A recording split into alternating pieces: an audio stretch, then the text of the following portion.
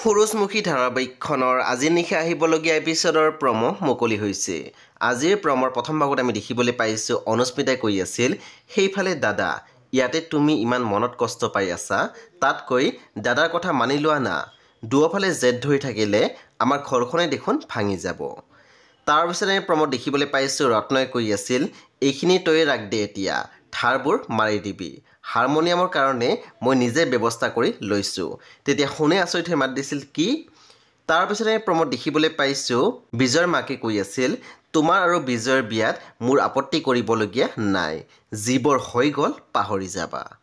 সেই বন্ধু-বান্ধৱীসকল আজি নিশা ৮ বজাত ৰং টিভিত আহিবলগীয়া সুৰুজমুখী ধাৰাবাহিকখন খুবেই বেছি ইণ্টাৰেষ্টিং হ'বলৈ গৈ আছে। সেই আপোনালোকে চাবলৈ একেবাৰে নাপাহৰিব।